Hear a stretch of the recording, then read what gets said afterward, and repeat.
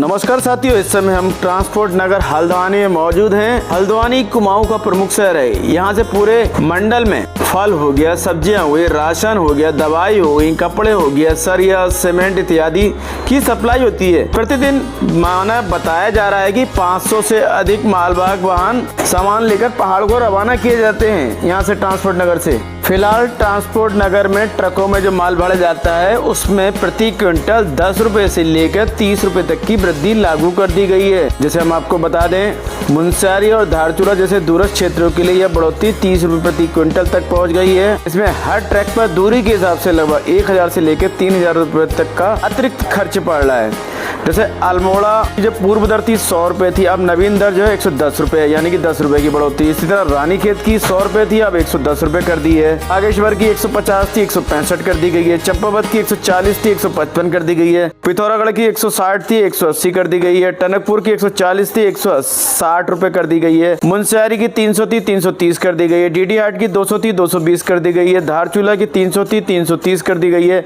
देवाल की 190 थी, 210 कर दी गई है। बेरीनाग की 150 थी, 165 कर दी गई है।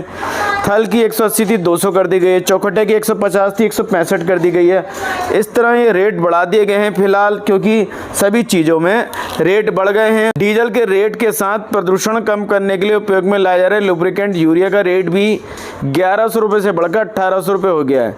श्रमिकों की दिहाड़ी भी बढ़ी है। ऐसे में सभी चीज़ों के रेट बढ़ रहे हैं तो महंगाई का सामना कर रहे हैं। हम दर्शकों को जानकारी के लिए ये भी बता दें कि ट्रकों के साइज के हिसाब से में माल लोड होता है। औसतन एक ट्रक में 70 से 100 क्विंटल सामान लोड होता है। हल्द्वानी में से जिस पहाड़ी इलाके की दूरी जितनी अधिक है, वहाँ बढ़ोतरी भी उसी के प्रोपोर्शंस की गई है। जैसे 80 से 100 किलोमीटर की दूरी पर अल्मोड़ा और रानीखेत के लिए भाड़े में 10 रुपए की बढ़ोतरी की गई है, जबकि 280 किलोमीटर दूर स्थित मुनस्यारी और पिथौरागढ़ की ढुलाई के लिए 30 रुपए प्रति क्विंटल की बढ़ोतरी की गई है। तो आप मान सकते हैं कि ये बढ़ोतरी आए दिन बढ़ती रहेगी। जिस तरह से संकट चल रहा है या जो भारत में तेल या पेट्रोलियम की कमी हो रही है, लगातार रेट बढ़ रहे हैं। तो बने रहिए खबर संसार के साथ। हर अपडेट